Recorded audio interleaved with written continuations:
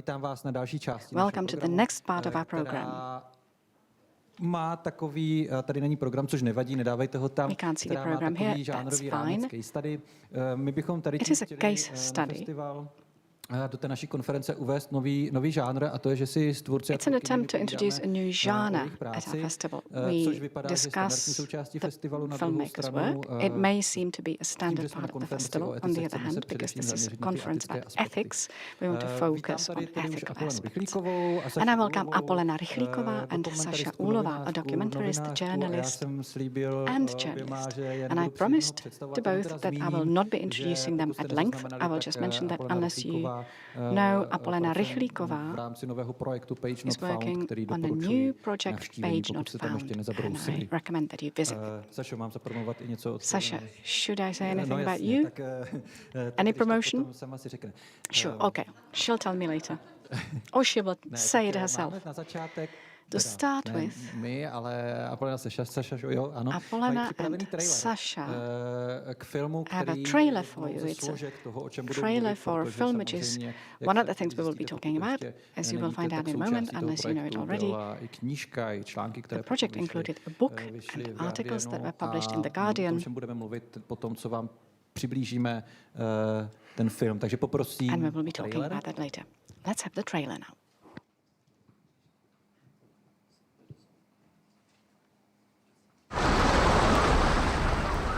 Tady je jedna agentura. Jo. Z východní Evropy, Rumuni, Bulhaři. No to je krásné.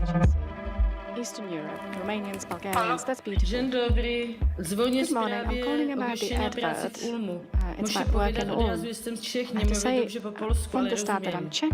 I don't speak Polish, but I Za understand pár it. dní pustím své děti a manžela, abych jako few moments I novinářka will v leave my utajení husband and popsala children zkušenosti migrantů, to describe kteří the se svou experience of prací podílejí migrants na západoevropském as an blahobytu. undercover journalist. Jak se tady schání práce? How do you find work here? Špatně, jo? Špatně. It's not easy. Paní Eva?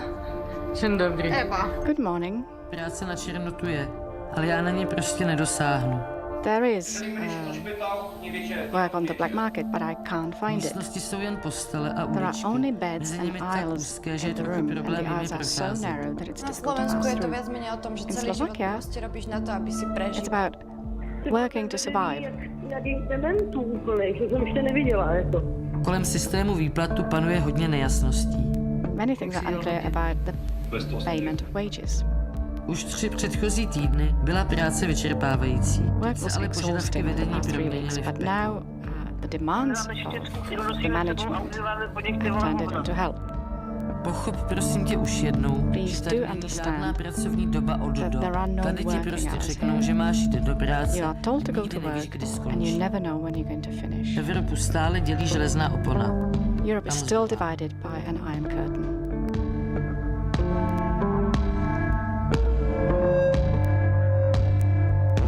What is the cost of Western prosperity? Limits of Europe. Jsem našel nějakou pěknou otrockou práci.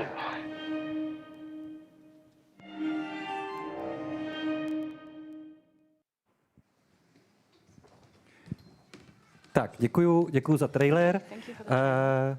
Přesně, vezměte si mikrofon.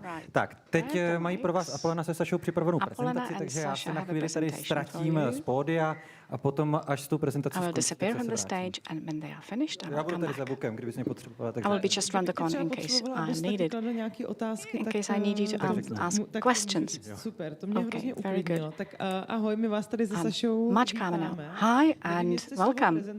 I'm not sure whether the word presentation adekvátní, taková is appropriate. prezentačička malá, protože, abych to nějak It's going to be uvedla, a tiny tak presentation. pro ty z vás, kteří Just to introduce things. třeba to neví nebo nezaznamenali, což je úplně In case you don't pochopitelné, know, you haven't tak noticed, Hranice which is fully Evropy, což je understandable. film, Limits of Europe, který jsme which is premiérovali a letos, film that was na Ji.hlava premiered bude, this myslím, year. vidění v pátek ve I think you will be 22:00 able to v see it rámci in průhledných bytostí Ji.hlava Víta at 10 Kusáka o'clock a in Filipa the evening on Remundy. Friday Je film, který, as part of Translucent volně Beings navazuje of na projekt, Remonda který and jsme s Klusák. Sašou dělali už v roce It's a 2017.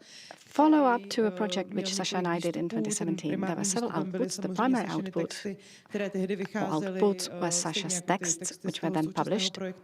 And the same goes for the current project. They were all published on the website of the Alarm Daily. And Saša was an undercover researcher doing barely paid work, low-income work in the Czech Republic.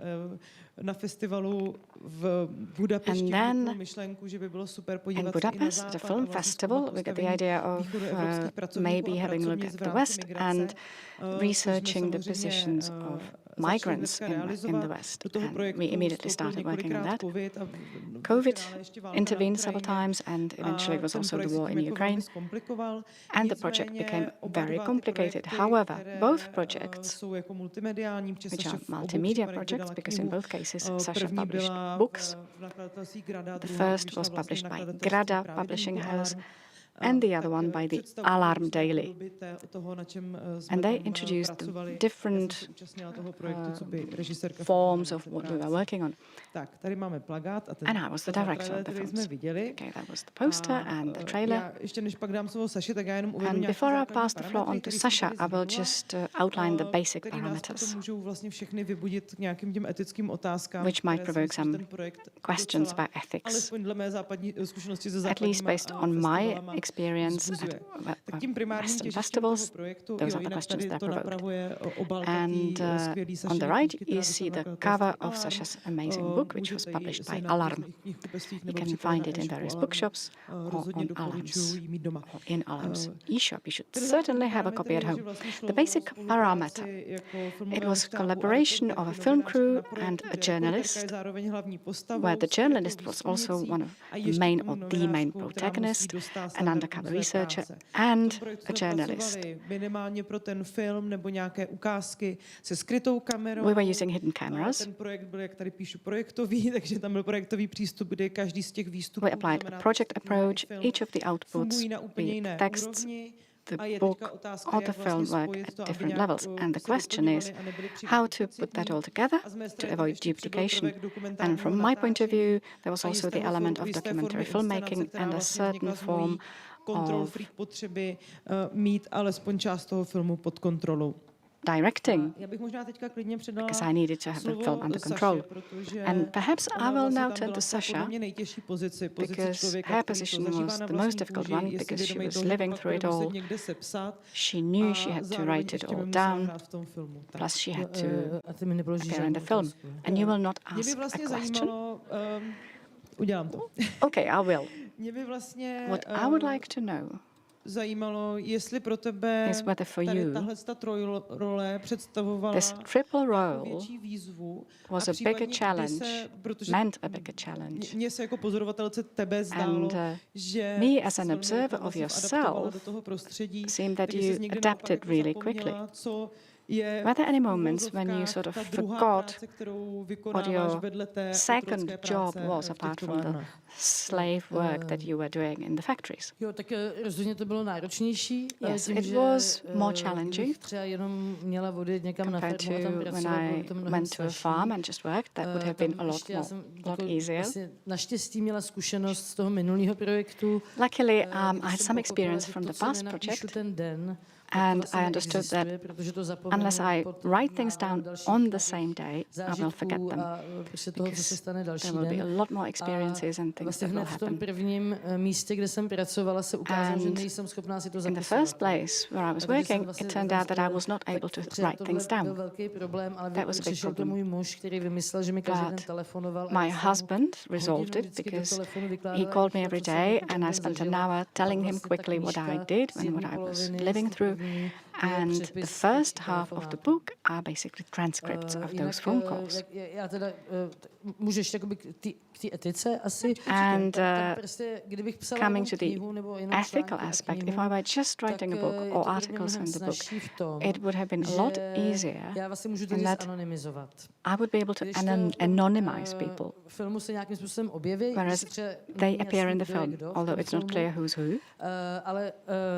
But the fact that I was able to anonymize And that turned out in the first film as well. Didn't really work 100% because I thought that when we were working in the Czech Republic, that none of the people I was working with would be reading my articles. And it wasn't like that at all. A large part of those people whom I didn't know at all, they worked elsewhere, they read the articles and I gave them different names, but that's not sufficient when it comes to anonymizing. And then people were writing to me and they were saying, whoever, and then they used both names, their real name and the name I used in my book or in the articles. So it was all very clear, but also in the first project, I know that you approached people in academic circles, and together you worked out a mechanism of at least partially protecting the people. From the ethical point of view, that might be worth mentioning. Yeah, several things were done. There's information which is to do with very personal things. And this is something you don't deal with in the film because that's to do with the working conditions. Obviously, I then dive into family matters, someone who drinks too much or someone who talks about the employer, and then it's linked to specific people. Yes, we worked out some mechanisms. There are things you don't have to put down on paper. You don't have to describe everything. And when someone, let's say, criticizes the boss, and it might damage them because it would be somewhere on paper, with the anthropologists, what we worked out was that I would create another character who just appears. This character had features which couldn't link them to the actual person who had said something, and this fictional character said those things. But in the second case, I talk too much, right? No, that's fine. I was afraid to call anthropologists, so I called Jan Motal and I described my problems. I think it was COVID time, wasn't it? Anyway, it was a call. It was about an hour, and he calmed me down, and I finished the book. Sasha mentioned this already, and I also somehow mentioned it. Film works with hidden cameras a lot. In the second project, Limits of Europe and Heroes of Capitalist Work in Europe, we focused on 3 areas which we found important then, which are mainly linked to the work of migrants. It was work in agriculture in Germany. Sasha thought it would be good to see what post-Brexit UK looked like. It wasn't possible to find work there. That's why we moved to Ireland, and Sasha eventually found work in a hotel. Hence the second topic, which is services. That's another huge area which people migrate to. And then the third main topic was care. From the ethical point of view, when it came to care, it was quite clear from the start, and also from myself as the director, that the glasses that Sasha was using would not be aimed at the clients. We never showed the clients' faces because we understood that they were in a very vulnerable situation. In terms of the filming, in Germany at the farm, there was a problem because there were mainly Poles working, Polish men, women and men, and that's something that people often ask in Q&As. I'm sure it will come on a Friday, and I'm looking forward to that. Myself as the director really understand that it's not their free choice to be in the film. And from the ethical point of view, it's a controversial moment. On the other hand, emotionally, in the first project as well as in the second project, I felt that if we were to hide their faces, a certain part of the expression would be lost. And I think that it accompanies the exploitation, the moment or the fact that the people have a certain look, and it's important to capture that. And we tried to treat that. I know that Sasha tried to catch up with them at the farm. There were various co-producers. We were working within a certain legal framework. But it wasn't possible to do in all of the cases. And what turned out to be a big advantage in Ireland, when Saša came to the hotel, was that, with the exception of 2 people, there were people from Slovakia. And the language barrier played an important role as well, although Saša spent less time there than at other places. There are people who actually appear in the film. You could see them also in the trailer. There were the Slovaks who allowed us to film them. Basically, after a week, I told everyone what I was doing, including the terrible colleagues who bullied me. And then everyone was excited. I don't know if we included this in the film, but for example, there was a colleague who told me that she was not paid for quite some time, and I was filming her and she knew about that. She did not give me a consent, but basically I did have the consent of most people there because they were all aware of what I was doing. There were people from Slovakia, from Moldova, then there was a Hungarian Slovak guy. We were joking about him, and then there was a person from Romania.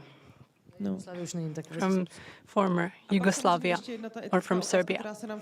And then there was another ethical concern, and maybe we'll get to that later. There will be no later, we only have 40 minutes. Yeah, I was speaking about a possible Q&A, but the thing was that we did not have the consent of the employers. But for me it is clear that if they weren't breaching rules on the workplace, then we would not include these stories in our film. So they are also accountable for what is happening at the workplace. And although I do have solidarity with them, it is more than the solidarity that I have with the people working in these terrible conditions. And let's move on to another slide. This is Saša at the hotel. I don't look good, sorry for that. But you can see that she is wearing the glasses, the spy camera glasses. And she was shooting using these glasses at the hotel. This is the last day when she worked there. And unfortunately, the owner of the hotel was aware in the end of what she was doing. But actually, this had a positive effect. Yes, actually, this person wrote me a message saying that the people who were not paid should get in touch with him and he would eventually pay them, including people who were never paid. And he also told them that he would send them pay slips. So he said that he would put everything straight in the end. And she also asked me for the number of my account. And first, I did not receive the money, but then he did send it. And he also sent me extra 2,000 euros. Maybe he was trying to bribe me, but in my eyes, that was not enough. Yes, I listed some of the challenges we were facing here on this slide. First, the ethical approach towards people looking for migrant work or carrying out migrant work on a daily basis.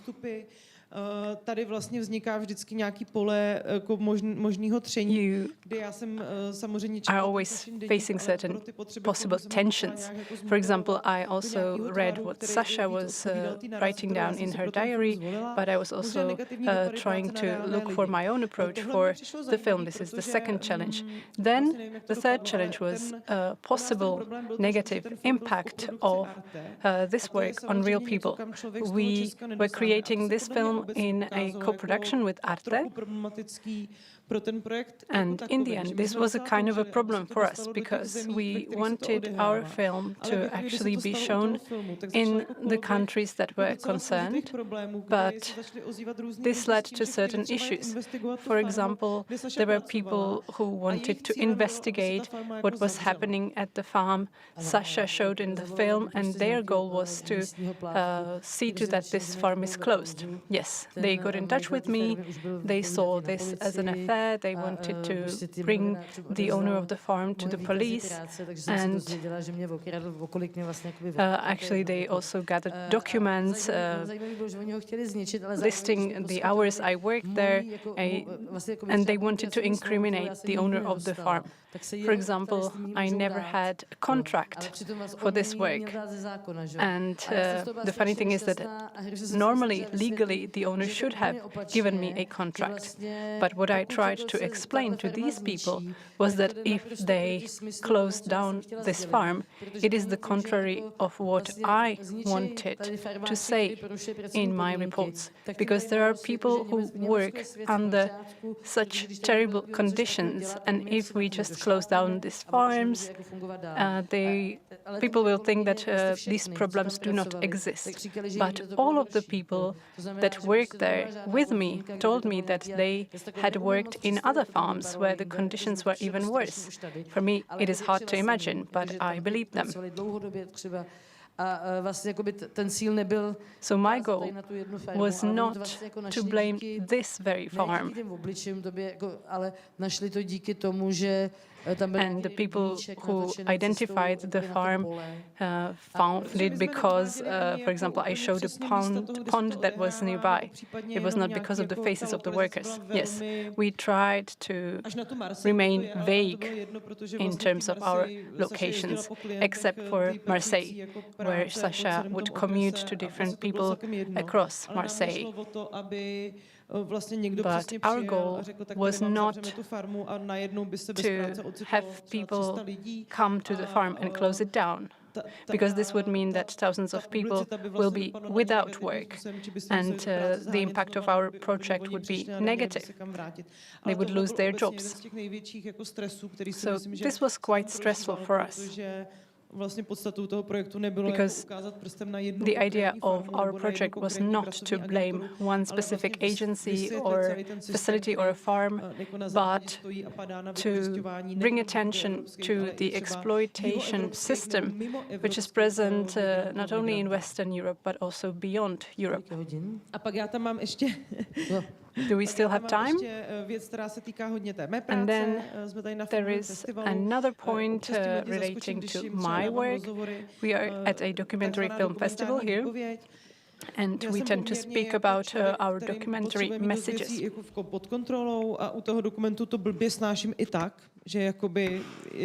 I'm a person who likes to have things under control. And this is based on images that were filmed with a hidden camera, and thanks to advanced technologies, it's uncontrollable. Before, we had a camera where you could tell whether it was filming or not, and now it's improved so that nobody notices, which means that sometimes even the person who's setting it up doesn't notice, especially when they are in a stressful situation. And I knew that if I were to survive, and the film was to survive, that I had to narrate the rest of the film in a more controlled manner. And when I was applying for a grant, I wrote a very detailed script. And I said this in one of the Q&As. Čestný Strakatý, who was the host, was in a shock. People sometimes say that a document is not truthful if you write a script. And I did say that Saša is getting up and goes and cleans her teeth, which is not actually truthful because I often don't clean my teeth, but she did in the film. So people do think that she does.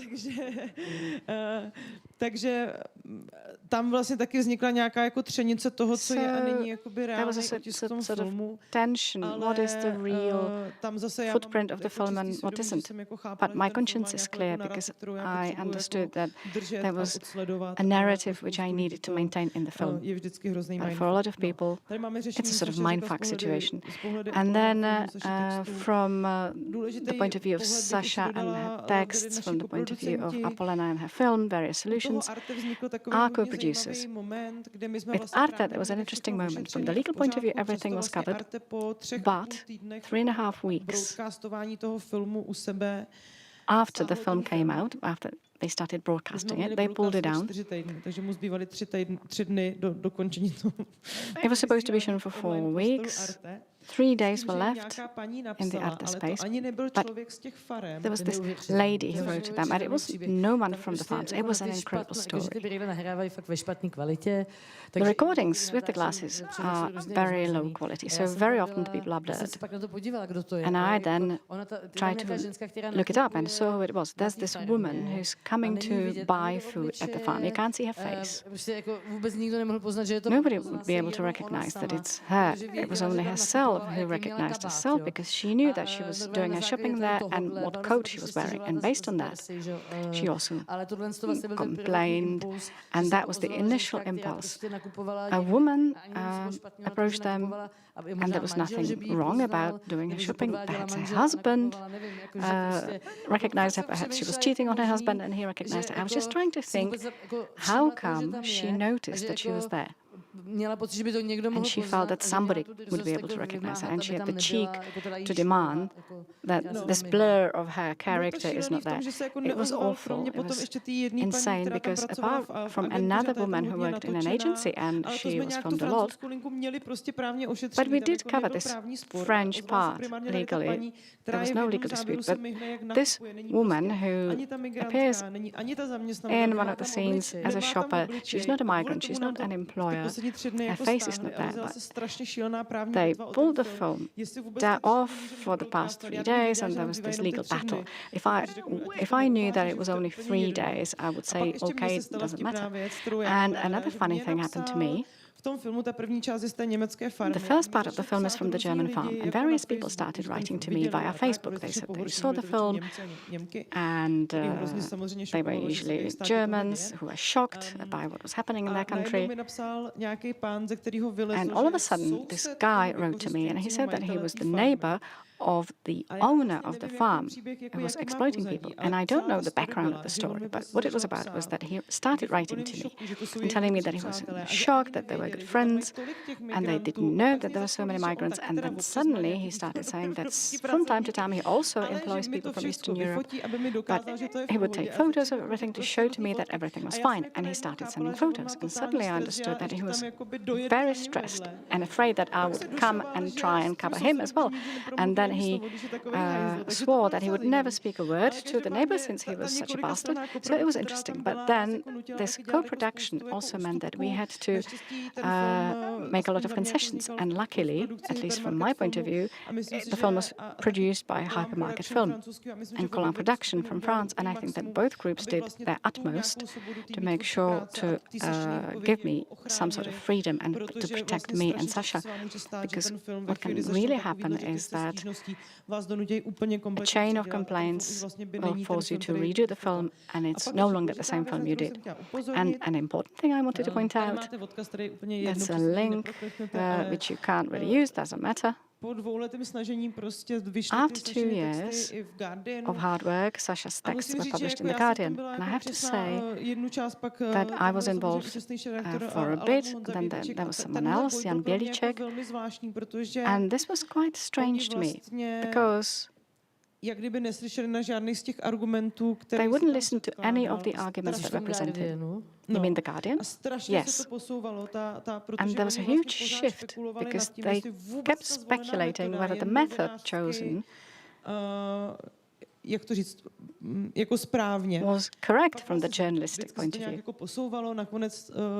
There were different shifts, and I'm really happy. In Sofia at the festival, I met people who wrote the text, and then they were bored by the film because they realized that they read it all in The Guardian. But I was really happy that it was over, but it showed us what the different approaches of editors and journalists are. And it's similar to productions. And Sasha had to cut the text short and rewrite it. I made it shorter, and they made it even shorter. But a lot of people wrote to me. The biggest response was to Ireland. People who worked in hotels in the UK or in Ireland were writing to me. They said they read The Guardian, and a lot of the Irish people wrote to me, and they apologized to me for having to go through this in their country. And Ireland is a country I adore, and I said that it was otherwise wonderful, and that was the only bad experience I had. Okay, that's probably all from us. And I do hear lots of apologies at festivals. A lot of inhabitants of Western countries apologize to me for exploiting Eastern Europeans. It's actually uncomfortable. I don't have to explain to these debates that it's not their individual responsibility, but there is something they can do. What's also interesting that people responded a lot when there was this first report from Germany, then endless responses to the Irish part, and nothing from France, because I think the French people can't speak English and they don't need The Guardian. Okay, thank you very much. Thank you for a wonderful introduction. We have some 10 minutes. 31. No, tak 4 otázky, ne? 4 questions? 4 questions. Any questions, any comments based on what you heard? Jo, vidím 2. At the back. První byl pán vzadu a druhá byla dáma. The gentleman in the back and then the lady in the 4th row. Já mám otázku asi zejména na režisérku. I have a question especially for the director. Byla pro vás jako režisérku nějaká for you as the director, jestli to was there an ethical question linked to whether Saša would manage physically? Jak jste s tím pracovala? How did you work with that? Vlastně na to navazující otázka. And a follow-up question, a related question. Kdyby tam se vší úctou nevydržela vlastně with all due respect, let's say that she only managed for a short period of time. Použít to, aby to nebyl reprezentativní vzorek, vlastně jestli něco takového. What if you didn't get a representative sample? Ještě jednou jsem omlouval. How would you have dealt with that? Ne, ale to je jako důležitá otázka. That's an important question. And I will add one more concern, which especially Saša had. She would arrive somewhere where things would be wonderful. And then obviously we would keep searching for a place that was awful. But obviously there was a concern that physically Saša wouldn't manage. She says that at the beginning. Based on my experience with her, I knew or I believed that she was so resilient and so persistent, and she would let the surroundings absorb her, that she would stay. But what proved to be an interesting limit, and we also discussed it a lot, was that when the work is so demanding, it's very repetitive. Looking back, I think that in Germany, you didn't have to spend the whole month because apart from the work, nothing else was happening. It was just getting worse. But I never want to leave. That's my problem. Apolena and Tomáš knew, especially in the first film, they had to force me to give notice. Once I'm there, I have a problem finding the work, but once I'm there, I want to stay. Yeah, there was a concern. But there were other ethical challenges because the film also maps a personal story. Because what's important for me, or what was important for me, in terms of my input, was to explain that the work is identity forming and it doesn't finish when we leave the job. There's a huge link between the fact that we work and we live, and our working conditions and our wage conditions are directly linked to the quality of our life outside work. So it goes deep into the personal aspect of Saša's life. In the middle of the project, her dad died, and it was really hard to be so close to them. I'm an observant filmmaker, and I didn't want to intervene. And even in the first project, it was a burden, although it wasn't a trauma for me. It just observe someone who's suffering, and it's not comfortable. And you also know that they have to manage, because you know that in the end the film will be good and the texts will be very important. But it is a huge question. Děkuju, so yes, I did have many concerns, including this one. Okay, and on to another question. I have a follow-up question for Saša. Jak jste se vyrovnávala s tím, že ačkoliv tam třeba pracujete, tak vlastně did you cope with the fact that although you were also working there under the same conditions, but you did not really share all of the conditions. So you mean that I had a place to go to, I had a place to go back to? Yes. And also I would like to know, how did you recover after this project? Because it must have been emotionally and ethically intense, right?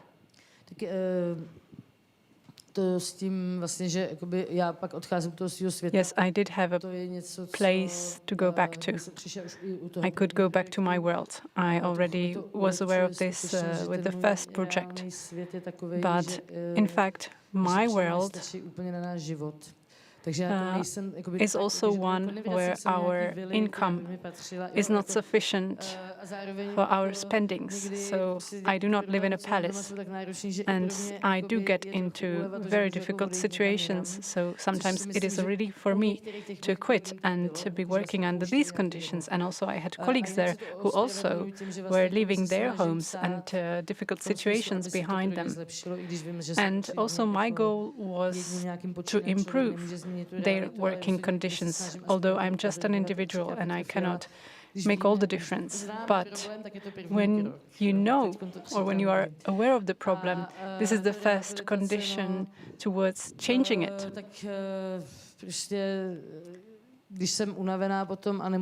And then, when the project was over, I was tired, but I no longer had to get up at 5, so I could recover. And I also have had plans to go to therapy, but I haven't yet started. And I also want to add one more thing. The project was shot in COVID times, but it is not shown in the film. I am wearing a mask in one scene, but it is not really visible from the whole footage because I was afraid that if COVID was visible in the film, people would think that it was just because of COVID. That would be used as an excuse. But I did not want this to be an excuse. And with hindsight, I think that this created an extra tension on us, as well as the war, which started at that time. So we were constantly afraid that Saša would catch COVID, that she would be intercepted at an airport, and so on and so forth. So at the beginning, we wanted to have a year-long project, but then it lasted 3 years, including the editing. And the positive thing about this was that Saša had more time for herself to just relax and recover. So this was helpful, but it also kind of meant that we had to take a break from working on the project intensely. Yes, and there were multiple outputs, including the book, the film, and then the news reports. So I had kids back then, and they were small, and I had to keep promising to them that I would stay at home once the project was over, but I actually kept traveling with different outputs, and I still keep traveling with them. Yes, but this seems quite important to me. We are at a conference on ethics here, and we often speak about the ethics of shooting with someone and the fact that you can harm them. But there is also another aspect to ethics. Basically, you, when you are working on the film, you are at work, and you also need to be aware of your working conditions. So this is a major topic, in my opinion, and it is often underestimated in journalism and in arts, because there is this myth that an artist doesn't need to eat or sleep. Yes, people tend to say that the worst paid people here are people working in culture.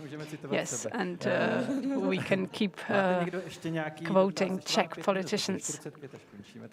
We still have 5 minutes left, so if there are any more questions, go ahead.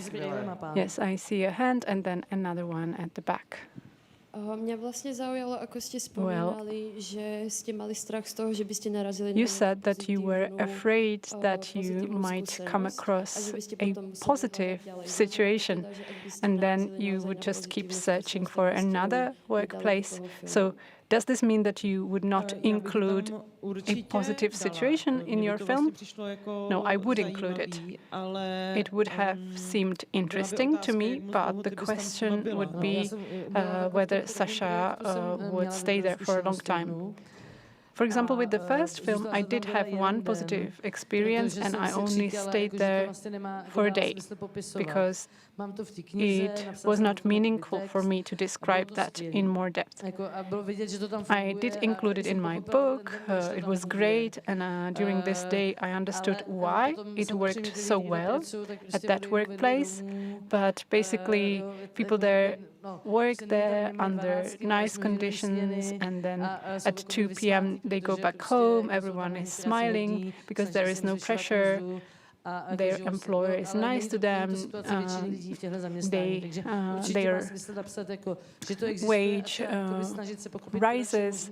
So yes, this is a good thing to understand, but it wasn't meaningful for me to remain there and try to get a deeper sense of that. Yes, the important thing is to be aware of what your goal with this project is as a filmmaker. For example, we did come across people in Ireland who worked under difficult conditions, but they were okay with it. And of course, this is another ethical question, because they are in a way self-exploiting. But the topic of our film here was different. Tak je jako další věc, jo, ale potom třeba u mě v té dramaturgii toho filmu bylo důležité. And in terms of the dramaturgy of this film, I told myself that I was just following what Saša went through. It was a character-driven film.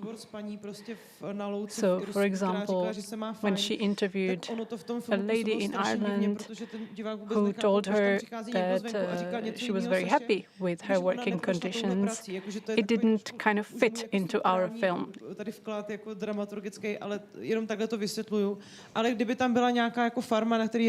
if, for example, we came across a farm with good working conditions, we would include it, but then we would go to another farm and look for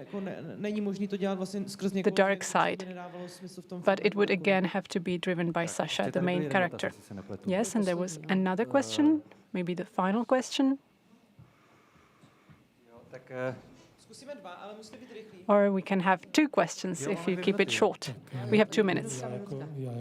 So a minute per question. Okay, so I will ask about the glasses. Because you used the hidden camera, spy camera glasses in one film, then in another. Isn't there a risk that this will be so widespread that now employers will discriminate against all workers with glasses? Well, I'm not sure that the impact of our films is so big, but it is true that we no longer can use coffee cups, which also had a hidden camera in them. But our goal, or the goal of these glasses is not mainly to bring attention to bad working conditions. They're mostly used to spy on people's partners. And you can also have hidden cameras in other devices, for example, in an alarm clock, and so on and so forth. But generally, the answer to your question is, I do not think that this will happen. I think that the employers already forgot about this. Já jsem chtěl ještě říct, že já teda čtu Guardian hrozně dlouho. I am a reader of The Guardian. I have been for quite a long time. And this was maybe the first case when Guardian actually published a journalist from the Eastern Europe. this doesn't happen frequently. Apolena also had her text published by The Guardian. Yes, and then there is a journalist working for the Czech TV, and she also published her texts in The Guardian. These were texts on Roma people. So yes, it is infrequent, but it is not so bad. And then there was one last question.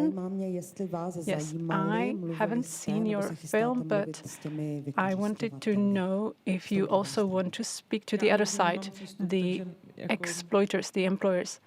I have no means of reaching them, actually. Well, I did speak to them as an employee, and I am not a person who would think that they are the evil guys. I think that this is just a symptom of a whole system that is in place. For example, in Germany, there are multiple farms, and often the working conditions there are even worse. And there are many hotels in the UK, in Ireland, and elsewhere, again, with similar working conditions. And in France, the conditions in care are defined by the law, and the law hasn't been changed for a long time. It hasn't been done because of the government. So these women who care for elderly people work 6 days a week under terrible conditions with terrible wages. And this is a question of the whole system, it is not the fault of an individual. So, for example, I would like to get in touch with the work inspection in Germany. Why do they never ask questions to workers there? They just have an interpreter with them, but they do not actually speak to the workers there. Yes, and both of us would like to be invited to speak at the European Parliament. But it hasn't happened yet, unfortunately. But this is the place where the debate should take place, I think, because the title of the document is Limits of Europe, because, for example, the EU guarantees certain working conditions. But if you work outside of the EU, outside of Europe, the working conditions are even worse. So I think that politicians should be held accountable for this. Okay, what a wonderful end to our debate. Thank you. And to our audience, please make sure to stay because there will be another panel.